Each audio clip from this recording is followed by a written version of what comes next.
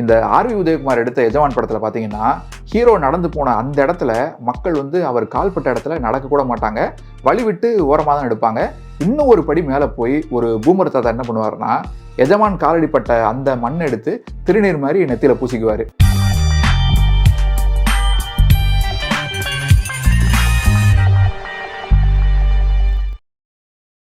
வேற ஒரு 3 இயக்குநர்கள் இருக்காங்க. அந்த 3 பேர் தான் இந்த வீடியோவோட ஹைலைட்டு. இப்போலாம் சமீபத்தில் எந்த ஜாதி பெருமை பேசுகிற படத்தோட ஆடியோ லான்ச் வந்தாலும், எந்த படத்தோட ஃபங்க்ஷன் வந்தாலும், ப்ரெஸ் மீட் வந்தாலும் இந்த 3 பேரை நீங்கள் பார்க்க முடியும். இந்த 3 பூமர் இயக்குநர்களை பார்க்க முடியும். தமிழ் சினிமாவோட சமீபத்திய 3 idiots இவங்க தான். யாருன்னு தெரியலையா? இப்ப ஜாதியை பத்தி ஜாஸ்தி யாரும் பேசுறது இல்லை. இப்ப சினிமாவில தான் ஜாஸ்தி ஜாதியை பத்தி எடுக்க ஆரம்பிச்சிட்டாங்க. சும்மா கிடக்கிற சங்க ஊதிக்கு எடுக்கிற வேலையை பண்ண ஆரம்பிச்சிட்டாங்க சினிமாவில.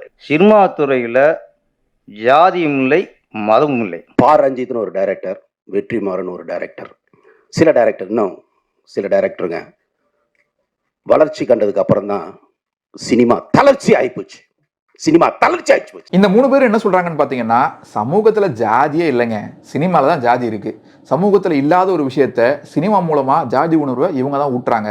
அதாவது மாரி செல்வராஜ், பா ரஞ்சித், வெற்றிமாறன் இவங்கெல்லாம் தான் வந்து ஜாதி படம் எடுத்து ஜாதி உணர்வை ஊட்டுறாங்க அப்படின்னு சொல்றாங்க. மக்கள்லாம் ஓரளவுக்கு படிச்சு ஓரளவுக்கு சின்ன புரிதலோட அரசியல் அறிவோடு இருக்கக்கூடிய இந்த காலகட்டத்திலேயே இந்த அளவுக்கு புழுகுறாங்க. அதாவது நாட்டாம படத்துல வரக்கூடிய விஷயங்கள்லாம் வந்து உங்களுக்கு ஜாதி பிரச்சனையா தப்பா தெரியல, எஜமான் படத்துல வந்த விஷயங்கள் எல்லாம் உங்களுக்கு ஜாதி பெருமையா தெரியல, சின்ன கவுண்டர் படத்துல வந்த விஷயங்கள் எதுவுமே உங்களுக்கு ஜாதி பெருமையா தெரியல, பாரதி கண்ணம்மா, தேவர் மகன் இந்த மாதிரி படங்கள்ல வந்த விஷயங்கள் எதுவுமே உங்களுக்கு ஜாதி பெருமையா தெரியல. அதாவது மாரி செல்வராஜ், பா ரஞ்சித், வெற்றிமாறன் இவங்கெல்லாம் சினிமாவுக்குள்ள வந்த பின்னாலதான், இவங்கெல்லாம் படம் எடுக்க ஆரம்பிச்ச பின்னாலதான் எல்லாரும் ஜாதின்னு பேசிட்டு இருக்காங்களாம். அதுக்கு முன்னாலலாம் பாத்தீங்கன்னா எல்லாருமே ஒண்ணு மண்ணா தானே இருந்தோம், யாருக்குமே வாயில விரவழிச்சா கூட கடிக்க தெரியாது அப்படிங்கிற மாதிரி பேசிட்டு இருக்காங்க. கொஞ்சம் கூட கூச்சமே இல்ல. விட்டா பா ரஞ்சித்தும் வெற்றிமாறனும் சேர்ந்து தான் இந்த ஜாதி அடுக்குமுறையவே உருவாக்குனாங்க. அவங்க வந்த பின்னாலதான் எல்லாரும் ஜாதி பாகுபாடே பார்க்க ஆரம்பிச்சாங்க அப்படின்னு கூட சொன்னாலும் சொல்லுவாங்க. கிட்டத்தட்ட அந்த ரேஞ்சில தான் நம்ம தலைவர் பிரவீன் காந்தி ஒரு மேடையில ஒரு உருட்டி இருக்காரு. நம்மளாம் ஒண்ணுங்க. சூத்திரியன் யாரு? நீங்க சொல்ற மாதிரியா சூத்திரியன்ற ஒருத்தவங்க எப்ப திரும்ப உருவானா? நம்ம உருவாக்கல, இந்துக்கள் உருவாக்கல. இங்க படையெடுத்து வந்தான் பாருங்க, அவன் உருவாக்கினான். இஸ்லாமியர்களும் அடுத்து வந்த வெள்ளைக்காரர்களும் உருவாக்கிய சூட்சமம். என்னென்ன சொல்றான் பாருங்க, கம்பி கட்டுற கதையெல்லாம் எடுத்து போடுறாங்க. ஜாதியை நாம உருவாக்கலங்க. இந்துக்கள்ல ஜாதி அப்படிங்கிற ஒரு விஷயமே கிடையாது.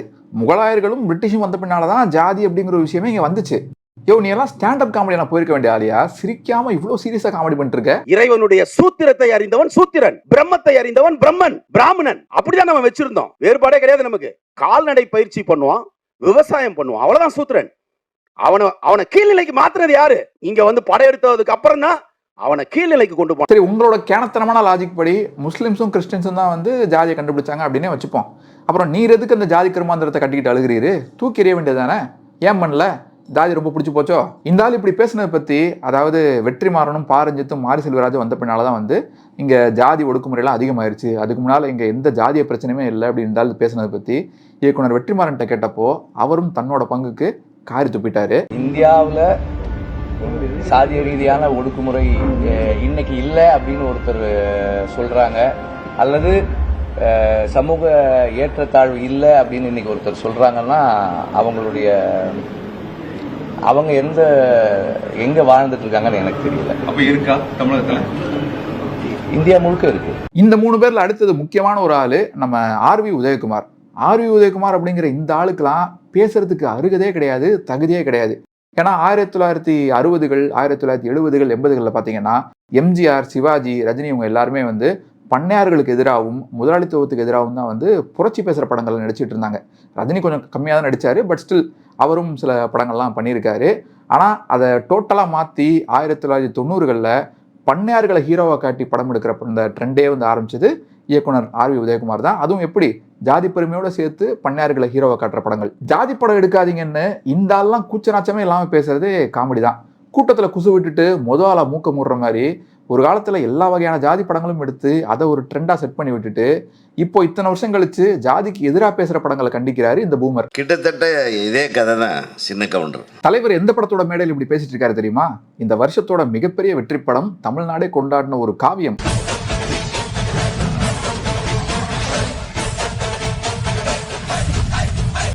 தலைவர் காடுவெட்டி படத்தோட ஃபங்க்ஷன்ல என்ன சொல்றாருன்னா, காடுவெட்டி படத்தோட கதையும் சின்ன கவுண்டர் படத்தோட கதையும் ஒண்ணா. இதுல ரொம்ப பெருமை வேற. என்னமோ காட்ஃபாதர் ரேஞ்சுக்கு ஒரு படம் எடுத்த மாதிரி. கிட்டத்தட்ட இதே கதை தான் சின்ன கவுண்டர். அதை எடுத்துட்டு நான் பட்ட பாடு இன்னைக்கு வரல என்னை வச்சு செய்கிறானுங்க. இந்த ட்ரெண்ட் ஆரம்பிச்சு விட்டதே நான் தான் இன்னைக்கு எல்லாருமே நம்மளை திட்டிட்டு இருக்கானுங்க. அதுலேயும் காதலுக்காக சின்ன கவுண்டர் பழியை ஏற்றுக்குவாங்க. ஒரு உயர்ந்த காதல் கொச்சப்படுத்துகிற காதலாக மாறும்போது அந்த பொண்ணை காப்பாற்றுறதுக்காக தானே பழியை சுமப்பார். அதுதான் சின்ன கவுண்டர். இந்த ஆள் சொல்றாரு இல்லையா, உண்மையான காதல் கொச்சையான காதல் அப்படின்னு. அது வேற ஒன்றும் இல்லை. அந்த படத்துல ஹீரோயின் சுகன்யாவோட தங்கச்சி வந்து வேற ஜாதிக்கார பையனை லவ் பண்ணி அவன் மூலமா கர்ப்பமாயிருவாங்க. அதைத்தான் கொச்சையான காதல் அப்படின்னு சொல்றாரு. ஒருவேளை அதே ஜாதிக்காரனை லவ் பண்ணி அவன் மூலமா கர்ப்பமாயிருந்தா அதுவே உண்மையான காதல், புனிதமான காதல், தெய்வீகமான காதலா இருக்கும் இல்ல? அதாவது அந்த காலத்திலேயே வந்து ஜாதி பெருமை பேசி படம் எடுத்த இந்த பூமர் அப்பவே நாடக காதல் அப்படிலாம் சொல்லி சில விஷயங்களை வச்சிருக்கு. சின்ன கவுண்டர் அந்த படத்தை முழுசா பாத்தீங்கன்னு வச்சுக்கோங்களேன், அப்படியே எங்கேயாவது சவத்துல முட்டிக்கலாமான்னு இருக்கும். அந்த அளவுக்கு அல்லல்ல குறையாத அளவுக்கு கண்டென்ட் கொடுக்கக்கூடிய ஒரு படம் அது. குறைஞ்சது 1 மணி நேரத்துக்கு ரோஸ்ட் வீடியோ போடலாம். அந்த படத்துல ஒரு சீன் ஒன்று வரும். அதாவது ஒடுக்கப்பட்ட சமூகத்தை சேர்ந்த ஒரு இளைஞனை சின்ன கவுண்டரோட அப்பா படிக்க வச்சிருப்பாரு. அந்த பையனை பார்த்து சின்ன கவுண்டர் என்ன கேட்பாருன்னா, உன்னை படிக்க வச்ச எங்க அப்பாவுக்கு என்ன படிக்க வைக்கணும்னு தோணல பாத்தியா அப்படின்னு கேட்பாரு. அந்த சீனை பாக்குறப்பெல்லாம் எனக்கு இந்த காமெடி சீன் தான் ஞாபகம் வரும். பசங்களை படிக்க வச்சியா? இல்ல, அவனுங்க படிச்சா நம்மள மதிக்க மாட்டாங்க. இல்ல, உன்னை படிக்க வச்ச எங்க அப்பாவுக்கு என்ன படிக்க வைக்கணும்னு தோணல பாத்தியா அப்படின்னு கேட்கிறாரு சின்ன கவுண்டரு. ஆமா, எப்ப பார்த்தாலும் வெட்டிங்காயம் பேசிக்கிட்டு, சின்ன பொண்ணோட தொப்புல பம்பரம் விட்டுக்கிட்டு, ஜாதி பெருமை பேசிக்கிட்டு, எவனோ கர்ப்பமாக்குனதுக்கு தான் பழி ஏத்துக்கிட்டு இந்த மாதிரிலாம் பண்ணிட்டு இருந்தா படிப்போட அருமை எப்படி தெரியும்? படிக்கிறதுக்கு எங்க நேரம் இருக்கும்? நம்ம நாட்டோட ரிசர்வேஷன் ஹிஸ்டரி, நம்ம ஸ்டேட்டோட ரிசர்வேஷன் ஹிஸ்டரி எடுத்து பாத்தீங்கன்னா 1980களோட இறுதியில தான் வந்து கவுண்டர் சமுதாயமும் பிற்படுத்தப்பட்ட பட்டியலை சேர்க்கப்பட்டது. அதுக்கு பின்னால தான் அந்த சமூகத்தில் நிறைய பேர் வந்து படிச்சு முன்னேறி வந்தாங்க. நிறைய நல்ல நல்ல வேலைகளுக்கு போக ஆரம்பிச்சாங்க. அதுக்கு முன்னால இருந்தவங்கலாம் வந்து நிறைய பேர் சின்ன கவுண்டர் மாதிரி தான் இருந்திருப்பாங்க போல இருக்கு. இயக்குனர் பேரரசும் இந்த மாதிரி தான் ஜாதி பத்தின புரிதலே இல்லாம ஜாதிய வன்மத்தோட பல மேடைகள்ல வாய்க்கு வந்து பேசிட்டு இருக்காரு. ஒரு காலத்துல நடிகர் விஜய், அஜித் எல்லாம் வச்சு பேக் டு பேக் ஹிட் கொடுத்துட்டு இருந்த மனுஷன் இப்போ சினிமா வாய்ப்புகள் இல்லாம 5க்கும் 10க்கும் என்னென்னத்தையோ பேசிட்டு இருக்காரு. ஜாயின்னு சொல்றோம்.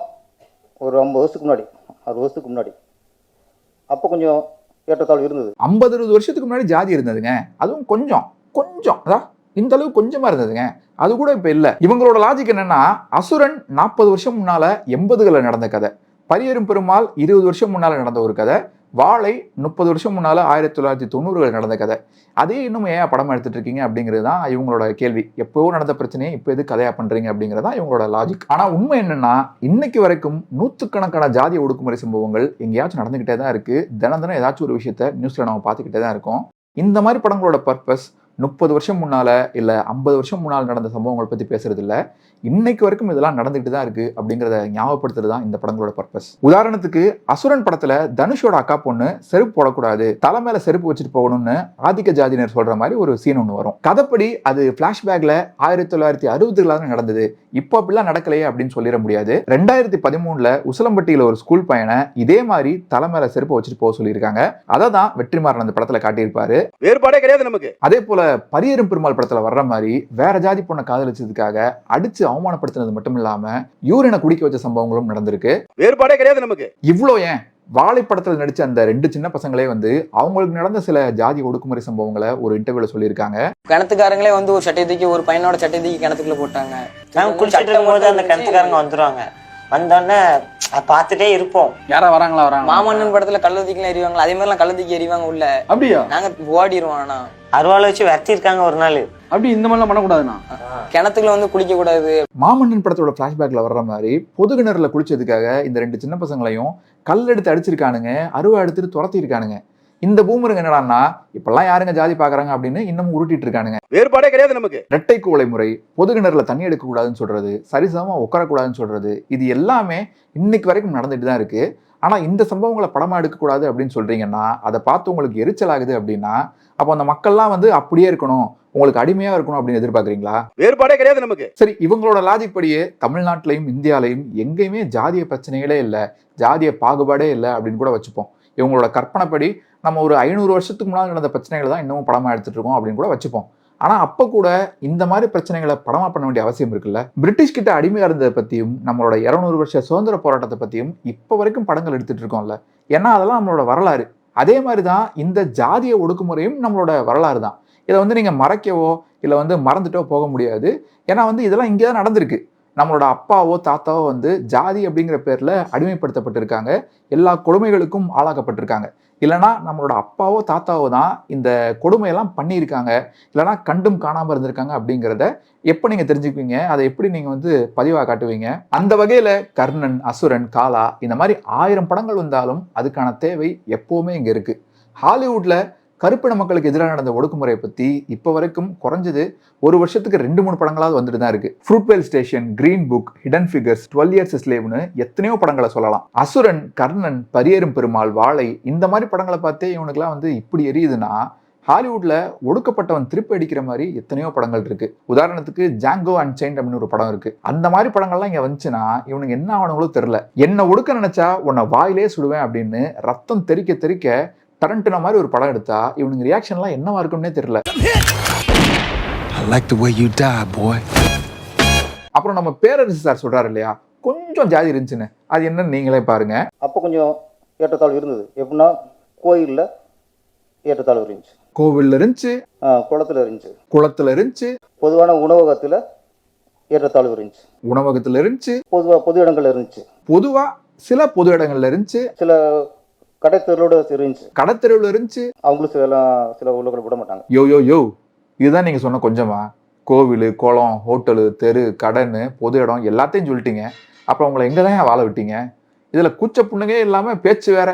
பாரஞ்சித்தும் வெற்றிமாறனும் வந்த பின்னால்தான் இங்க ஜாதிய பிரச்சனைகள் அதிகமாயிருச்சு அப்படின்ட்டு. வேறுபாடே கிடையாது நமக்கு. அடுத்த தலைமை ஒண்ணு சொல்றாரு, அதுதான் ஸ்பெஷல் ஐட்டமே. ஆனா அந்த காலகட்டத்திலேயே சினிமா தியேட்டர்ல தான் எந்த ஜாதி இல்லை.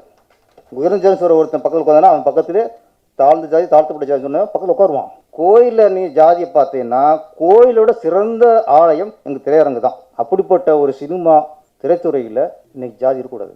ஜாதி விசாரம் படம் பண்ணாதே. அதாவது பி மாதிரி ஒரு லாஜிக். ஒடுக்கப்பட்ட சமூக மக்களை கோவிலுக்குள்ள விட மாட்டாங்களாம், அங்க ஜாதி இருக்குமா.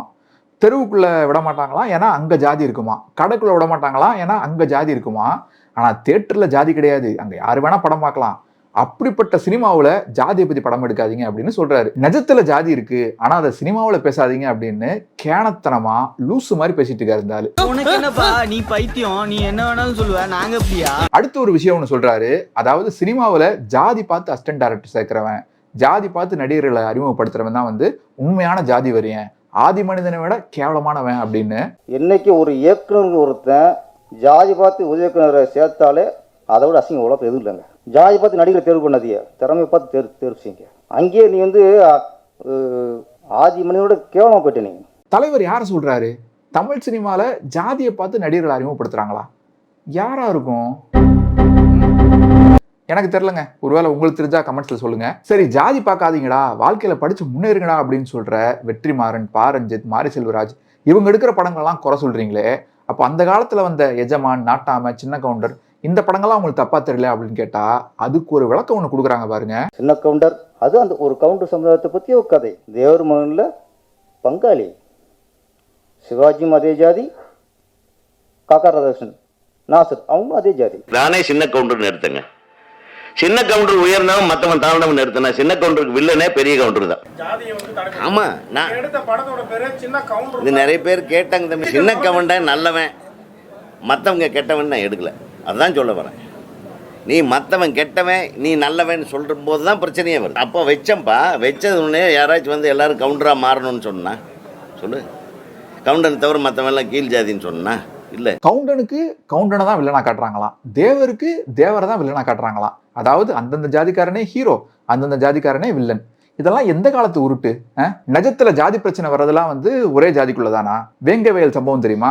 மக்கள் குடிக்கிற தண்ணியில மலத்தை கலந்தானுங்க சில நாய்ங்க. அந்த சம்பவத்துல வந்து பாதிக்கப்பட்டதும் பாதிப்பை உண்டாக்குனதும் வந்து ஒரே ஜாதிக்காரங்களா? உடுமலைப்பேட்டை ஆணவ கொலை சம்பவம் தெரியுமா? தான் உயர்ந்த ஜாதின்னு நினைச்ச ஒருத்தன் இன்னொரு ஜாதிக்காரனை வெட்டி கொண்டான். கச்சநத்தம் சம்பவம் தெரியுமா? சரிக்கு சமமா கால் மேல கால் போட்டு உட்கார்ந்ததுக்காக வேற சமூகத்தை சேர்ந்தவங்களை வெட்டி கொண்டாங்க. சேலம்ல சிறுமி ராஜலட்சுமியோட படுகொலை சம்பவம் பத்தி தெரியுமா?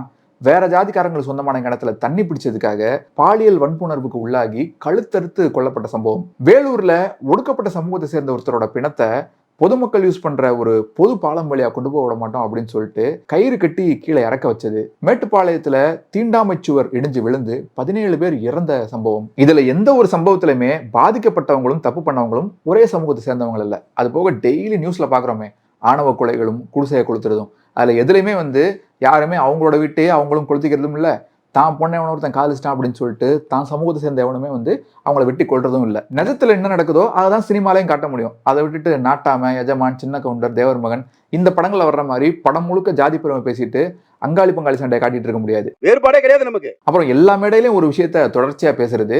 இப்பெல்லாம் சினிமாவில் ஒரு கும்பல் வந்துருச்சு, எங்களை நசுக்கிட்டாங்க ஒடுக்கிட்டாங்கன்னு தொடர்ச்சியா படமா பண்றாங்க அப்படின்னு சொல்லிட்டு அதை வச்சு நக்கல் அடிக்கிறது. இப்போ பார்த்தா சினிமாவில் ஒரு ஒரு ஒரு ஒரு கும்பல் வந்து எங்க தாழ்த்தப்பட்டவர்களுக்கு துணை போற மாதிரி படம் இருக்கு. உங்களுக்கு யாருப்பா தாழ்த்துனாங்க? நான் இப்போ உங்களுக்கு யாருமே தாழ்த்தல. உங்களுக்கு யாருப்பா தாழ்த்துனாங்க? உங்களுக்கு யாருப்பா தாழ்த்துனாங்க? வேற யாரு?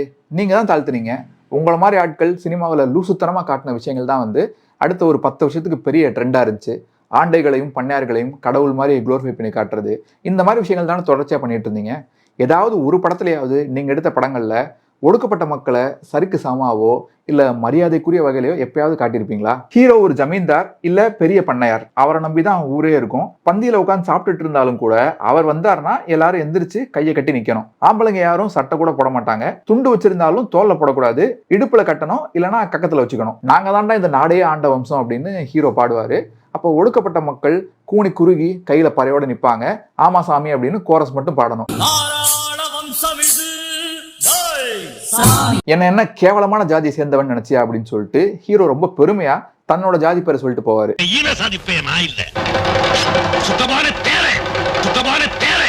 இதெல்லாம் கூட பரவாயில்லங்க. இந்த ஆர்வி உதயகுமார் எடுத்த எஜமான் படத்துல பாத்தீங்கன்னா ஹீரோ நடந்து போன அந்த இடத்துல மக்கள் வந்து அவர் கால்பட்ட இடத்துல நடக்க கூட மாட்டாங்க, வழி விட்டு ஓரமாக தான் எடுப்பாங்க.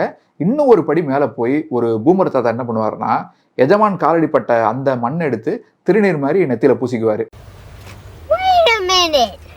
Who are you?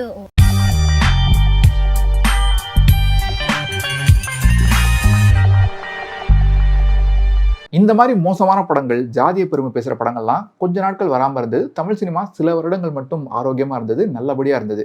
ஆனா அந்த சமயத்துல தான் வந்து ஓப்பனாவே ஜாதி பெருமை பேசுற மாதிரி படம் எடுக்கக்கூடிய முத்தையா மாதிரி ஆட்கள்லாம் வந்தாங்க.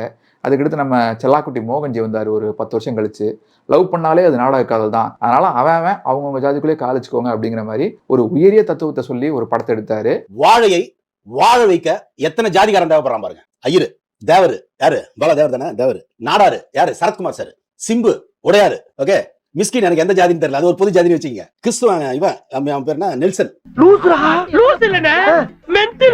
வாழை கோழை, என்ன பொறுத்த வரைக்கும் வாழை கோழை.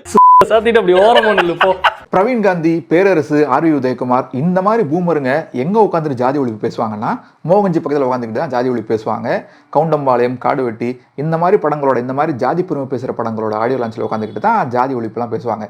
ஸோ இந்த மாதிரி ஆட்களுக்கு வந்து படிங்கடா, படித்து முன்னேறுங்கடா, ஜாதி பார்க்காதீங்க அப்படின்னு சொல்லி படம் எடுத்தா அது கண்டிப்பாக ஈய தான் செய்யும். அது தப்பான படமாக தான் தெரியும்.